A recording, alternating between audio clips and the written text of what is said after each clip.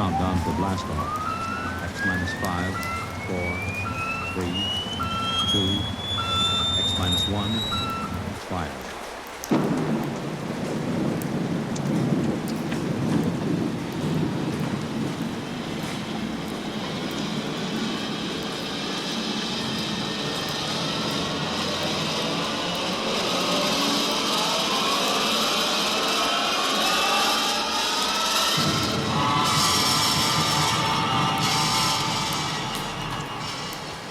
From the far horizons of the unknown come transcribed tales of new dimensions in time and space.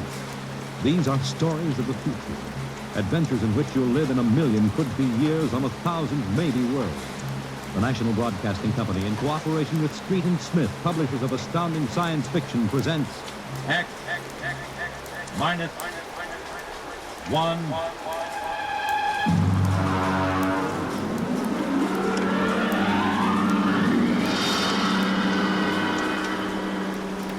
Tonight's story. Courtesy. This is the story of the second expedition to the planet of landing.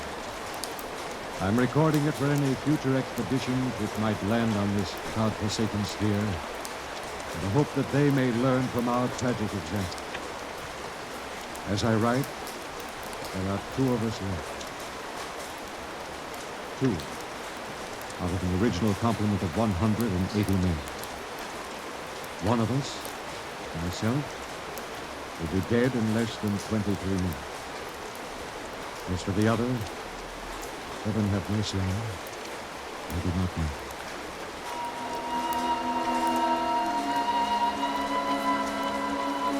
On June 3rd, 1997, less than 2 months ago, the last of our supply ships blasted off from Lando for their return to Earth. After it had gone, I remember looking out across the plain at the Bed City, one of thousands that dotted this planet.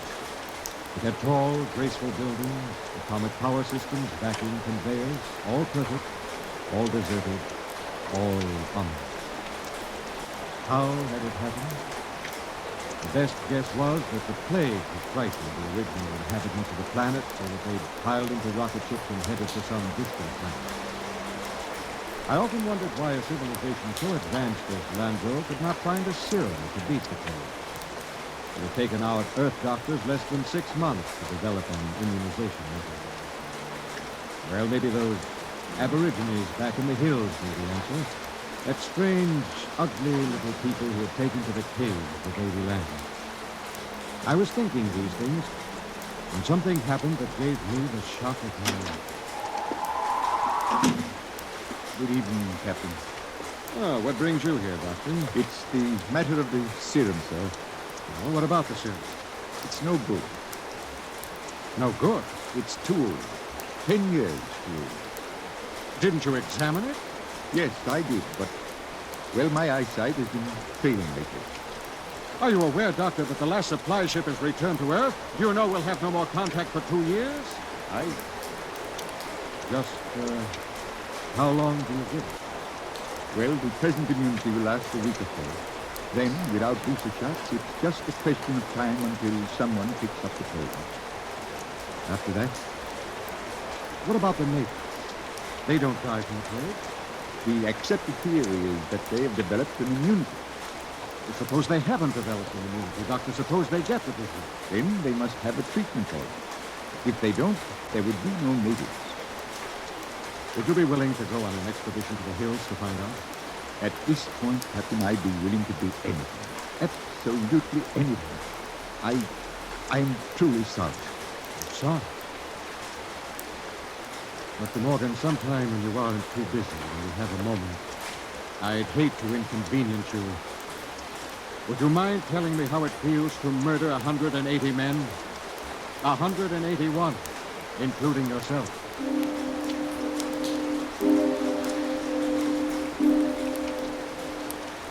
I did a lot of thinking after Dr. Morgan left my hut. It was still unreal. After all, the planning of an expedition is no simple thing. You put into it the result of years of training and experience, years of study at the academy, years of learning how to handle men and nature. Every man on my crew was handpicked for his skill. And yet, A simple thing like a myopic surgeon misreading a label could blast the whole thing. Yes, it was a shame. I did the only thing I could think of. I yelled for Bat Ears Brady. Brady! Put your carcass in here. Take the lead out. Okay. Now, sit down, Bat Ears. You in trouble, kid? We got trouble. What?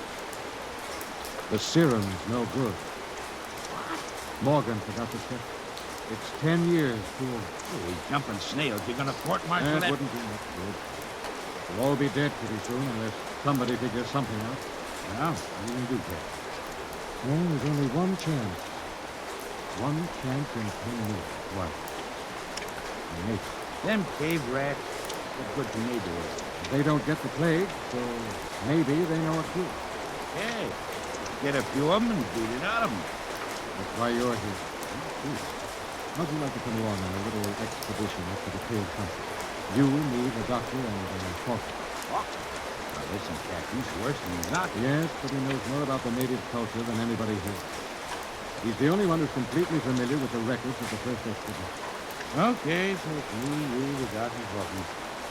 When we start? Tonight, in half an hour. We should reach the cave country by tomorrow. With luck, we'll be able to find natives before night.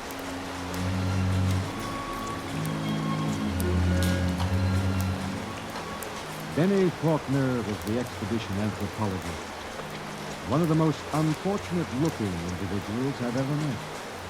An ugly man with large ears and big nose. His body was small and consumptive, but he had a good brain. He was the best anthropologist the Interplanet Institute could recommend. He and Dr. Morgan were the only two civilians in the expedition. We set up, and after several hours hard work, Cap, what is it? don't look now. Very slowly turn your left. I can look now. Okay. See anything? No? Well, keep looking. Don't stop walking. Okay. There. What is it? Looked like a shadow or something. It's one of them dimples. You're following us now for almost an hour. Got you know not for any blood. You have anything? No, not yet. Just pretend you don't see it. Tell the others if they notice to show no fear. Nothing will start these simple-minded cavemen like fear.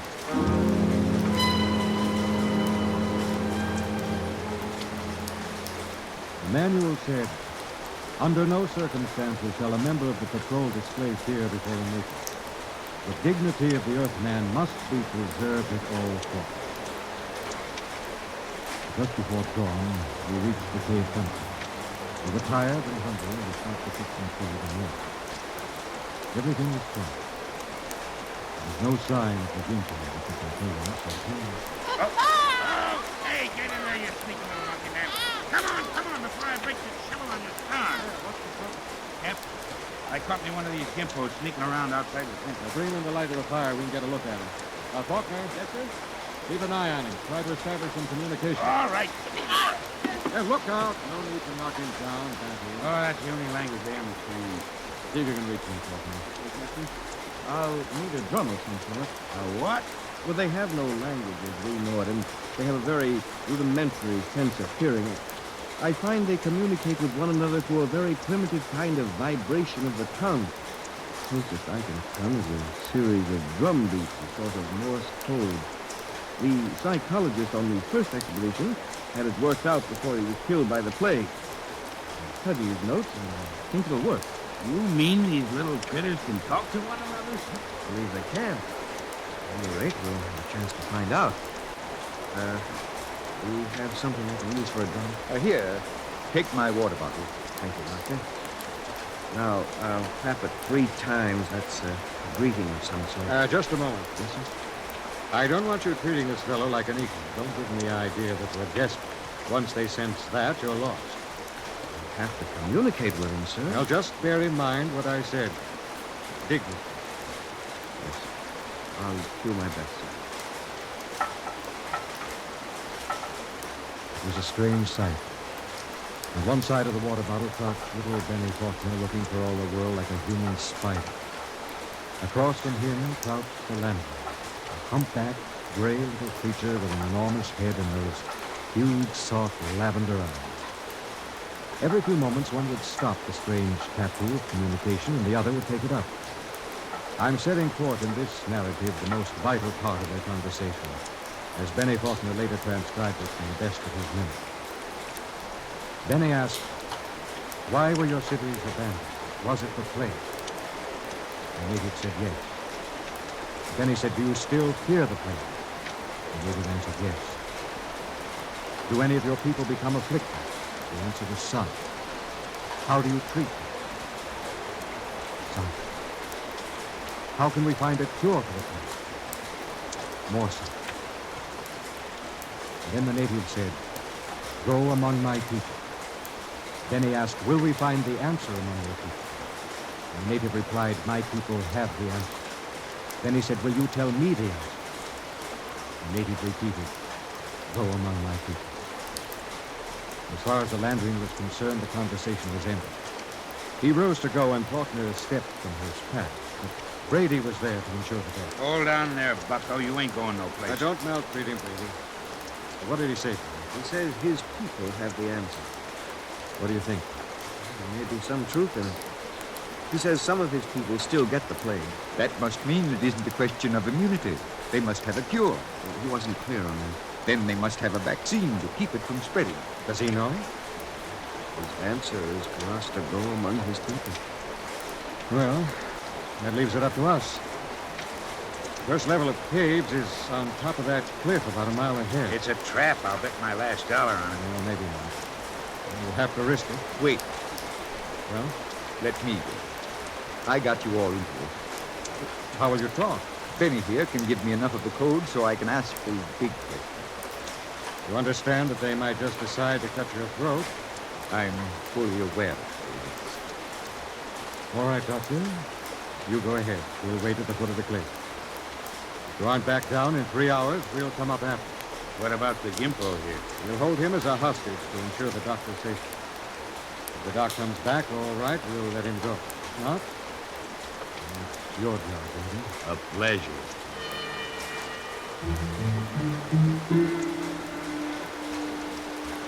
It took Dr. Morgan about an hour to pick his way up the side of the cliff to the first of the openings where the lanterns lived. He waved to us before he entered the mouth of the cave, and we waved back. Then we settled down to wait. It was a long, long wait.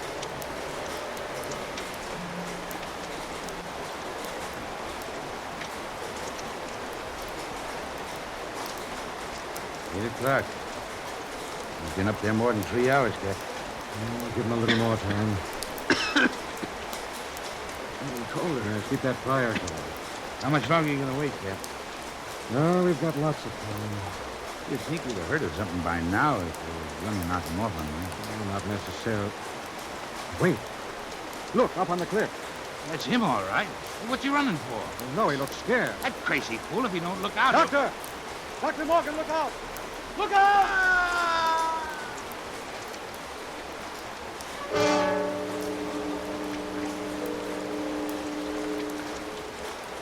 We found the doctor at the foot of the cliff, crumpled and broken.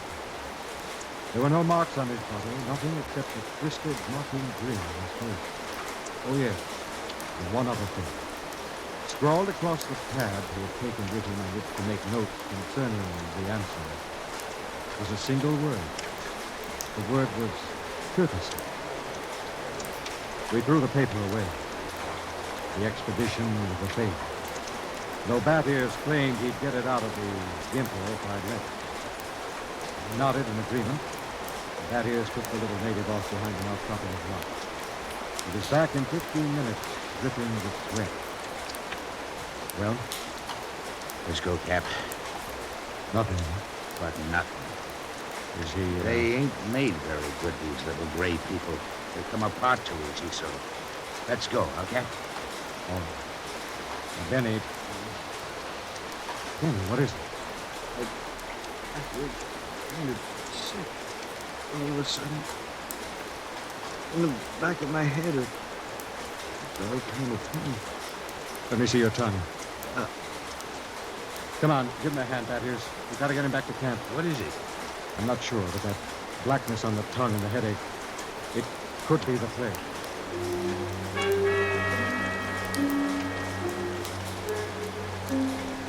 By the time we got Benny Faulkner back to camp, he had the red spots on his body, and then the fever began to rage.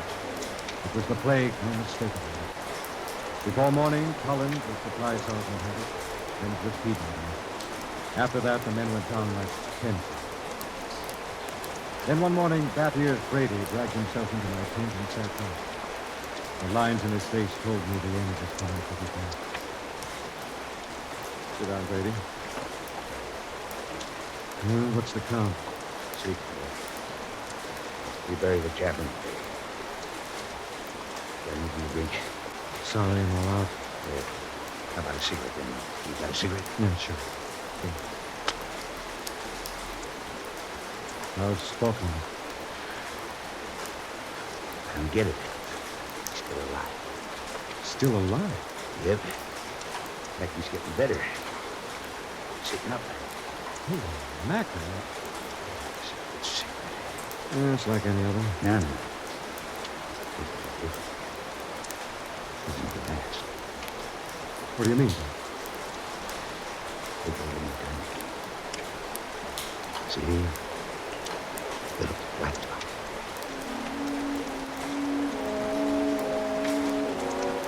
Somehow I managed to get him to bed. It was already raving when I gave him the last of the morphine. It was incredible. Big, brawling, bat ears, Brady, a power of strength, lying sick and whimpering in the front. When he died, we were not in the mood to think. The sun was a dull red glow. Cold breeze, which somehow I couldn't forget Faulkner. Why should Faulkner recover from a plague from which no man has ever recovered? Surely there must be a reason. Nothing happened without a reason. I turned and went back to see Benny Faulkner. Hello, Captain. Well, Benny, how are you? Pretty good. Got up and walked a couple steps today. How goes it? Brady's gone. I despair. Listen, Benny, there must be some reason why. Nothing strange about me, nothing different from any other man. There must be. You survived the virus. Benny, I want you to tell me everything you know about yourself, everything you can remember. Because somewhere in your makeup is some little thing that makes the difference. If I can find that thing, then maybe I can do something to save myself and the rest. Even if I can't, at least I can leave a record for any future expedition that comes to landing. Okay? Thank you. Where should I start? At the beginning. I'm going to take notes. Well, I was born on the 2nd of July in 1971. My parents were ordinary people.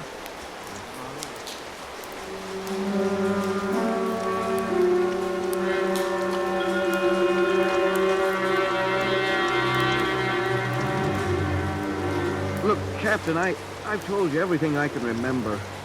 3 days now you've gone over me, pawed me, questioned me. What else can I tell you? Benny, let's go over that last part once again.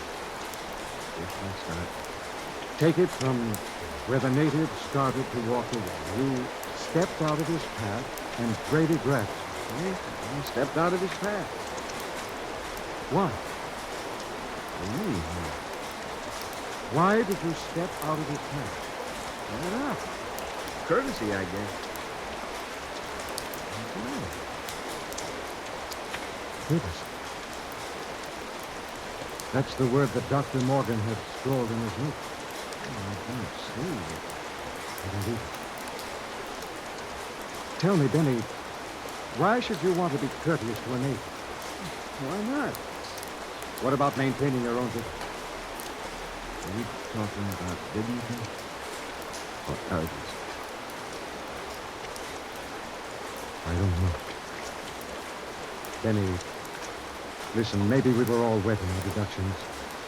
Maybe these cities here on Landro weren't deserted centuries ago. Maybe these little people up in the caves are the same people who used to live in those big cities. Why would they leave? Maybe they found out the big cities weren't the end.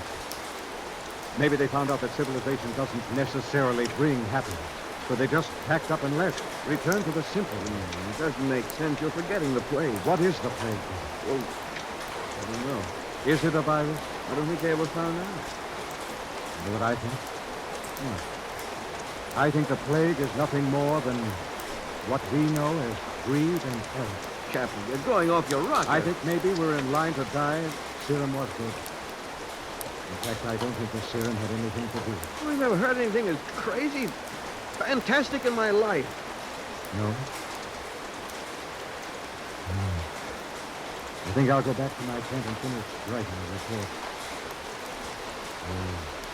I'm beginning to sweat a little. Maybe it isn't so. Maybe. I've seen it too many times to kid myself about it. Maybe hot compresses or something. No. Listen, Captain, you don't believe that junk about courtesy, do you? I mean, that's a lot of nonsense. You must know that.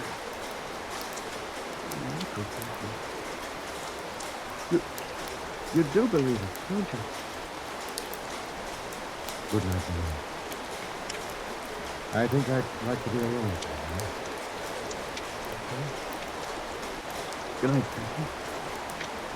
Maybe the supply ship will be early. You can probably figure it out.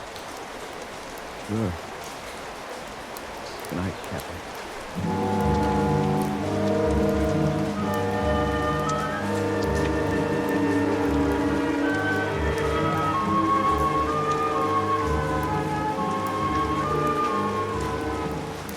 This concludes my report. I'm turning it over to Benny Faulkner in the hopes that he will be able to transmit it to any other expedition commander who contemplates exploring the planet Atlantis. The fever is beginning to mount now. My hands tremble as I write. The end should not be far off. There's little question in my mind as to what it will be. You see, I didn't have a chance. I stepped out of no path. I showed no courtesy.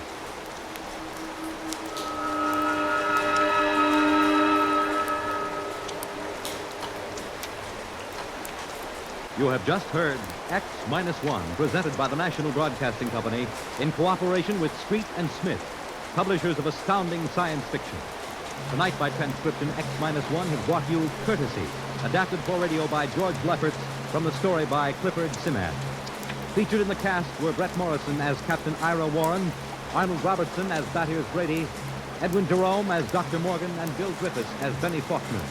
Your announcer, Fred Collins. X-1 was directed by Ken McGregor and is an NBC Radio Network production.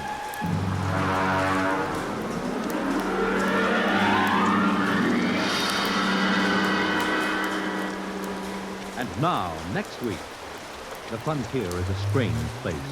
And a frontier is not always easy to recognize. It may lie on the other side of a simple door marked "No Admittance." But it is always deadly dangerous. What happens when an innocent girl ignores a single regulation? You will find out next week at X-1.